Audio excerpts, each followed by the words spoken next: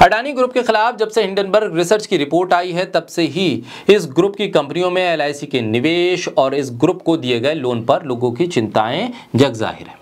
लोग सरकार से सवाल पूछ रहे थे कि बताइए साहब कि एलआईसी कब होगा क्या, एलआईसी ने जो लोन दिया है वो मिलेगा या नहीं मिलेगा, जो निवेश किया है उसमें कितना नुकसान हो गया। सरकार कह रही थी सब कुछ ठीक है, सब ठीक है, चिंता की कोई बात नहीं है। अडानी साहब अब आगे बढ़ रहे हैं, उनके कारोबार में भी अब तेजी आ रही है, तमाम शेयर उनके हरे निशान पर है। इस सब के बीच वित्त मंत्री निर्मला सीतारमण ने अब एलआईसी से जुड़े मुद्दे पर बात कही है सदन के भीतर। उन्होंने जानकारी दे दी है कि अब एलआईसी के अडानी ग्रुप को दिए गए लोन में कमी आ गई है। अच्छी खबर आई तो वित्त मंत्री ने यह बता दिया, अब बुरी खबर थोड़ी बताने के लिए आएंगे कि नुकसान हो गया है। अच्छी खबर आई है तो देश को बताया है कि लोन के अलावा एलआईसी ने अडानी ग्रुप की 10 लिस्टेड कंपनियों में निवेश भी किया है। ये कुल रकम करीब 30,000 करोड़ की है। वहीं एलआईसी ने अडानी ग्रुप की अलग अलग कंपनियों में अलग अलग तरीके से लोन दिया है। अडानी की कंपनियों के शेयर की कीमतों में बाद की तेजी से गिरावट आई, जिसने सवाल खड़े कर दिए कि एलआईसी ने इन कंपनियों में निवेश क्यों किया और इसके निवेश पर कितना नुकसान हुआ। अब ये गिरावट कितनी हुई और इस पर कितना नुकसान हुआ, जब एलआईसी बोलने को तैयार नहीं है तो सवाल जो कर रहे हैं उन्हें भी सोचना चाहिए कि जिसने लोन दिया उसे फर्क नहीं पड़ता तो आप क्यों सवाल कर रहे हैं।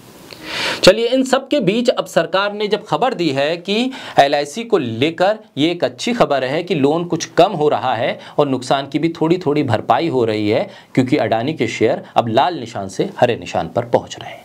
लेकिन सवाल तो फिर वहीं का वहीं है कि एलआईसी को जो अब तक नुकसान हो चुका है या लोन को लेकर जो सवाल हैं वो कैसे पूरे होंगे। क्या अडानी पूरा का पूरा लोन चुकाने की स्थिति में है? क्या अडानी के शेयरों में जो निवेश है, जो उनकी कंपनियों में एलआईसी ने जो निवेश किया है, वो क्या पूरे मुनाफे पर आ गया है? और इस मुनाफे से पहले जो नुकसान हुआ उसकी भरपाई कौन करेगा? कई सवाल हैं। बोलता हिंदुस्तान पर मैं हूं आपके साथ Mirza Shakir Ali bag.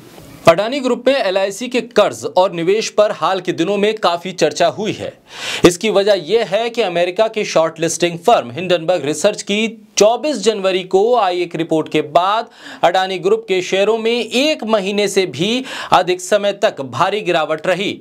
Finance minister Nirmala Sitharaman ने बताया कि पिछले 3 महीने के दौरान अडानी ग्रुप की कंपनियों को दिए गए एलआईसी के कर्ज में गिरावट आई है।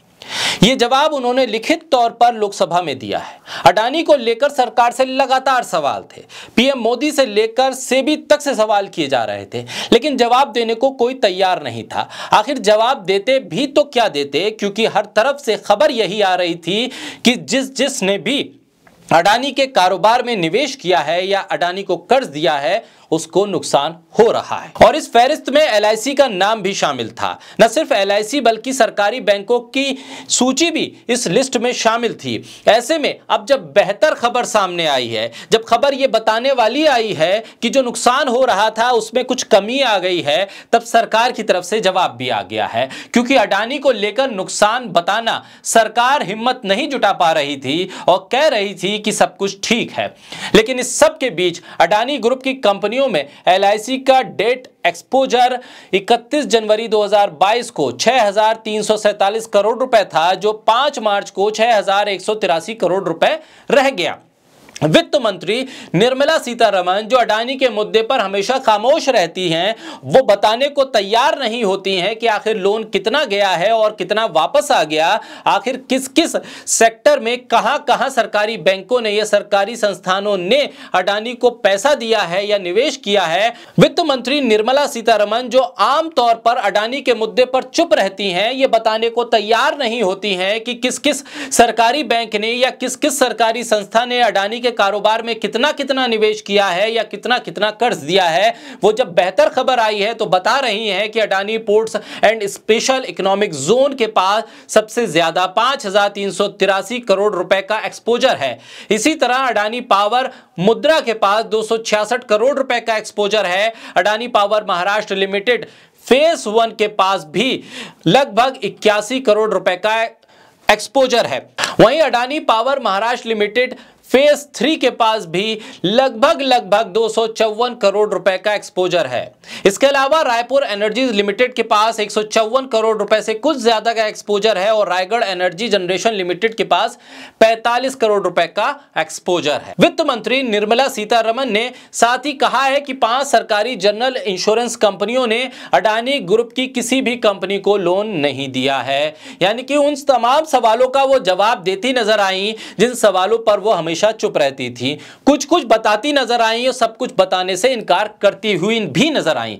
फाइनेंस मिनिस्टर ने कहा है कि सरकारी बैंकों के मुताबिक अडानी ग्रुप को लोन प्रोडक्ट्स की वायबिलिटी, कैश फ्लो, अमूमन जोखिम और फैक्टर्स को ध्यान में रखकर जारी किया जाता है। अडानी ग्रुप के शेयरों में गिरावट की वजह से इन कंपनियों में एलआईसी के इन्वेस्टमेंट की कीमत नेगेटिव पे चली गई थी। इससे एलआईसी के निवेश पर सवाल उठने लगे थे। हालांकि हाल के दिनों में ग्रुप के शेयरों में तेजी आई है। इससे एलआईसी के निवेश की कीमत एक बार ऊपर चढ़ने लगी है। फिर से एलआईसी का अडानी ग्रुप की 7 लिस्टेड कंपनियों में निवेश है।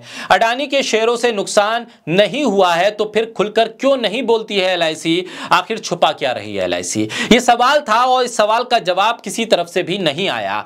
बताया जाता है कि एलआईसी ने अडानी ग्रुप की कंपनियों में 30,000 करोड़ रुपए से भी ज्यादा के शेयर खरीद रखे हैं। ऐसे में क्या उनकी गिरती हुई कीमतों की वजह से एलआईसी को नुकसान हुआ है? क्या जो लोन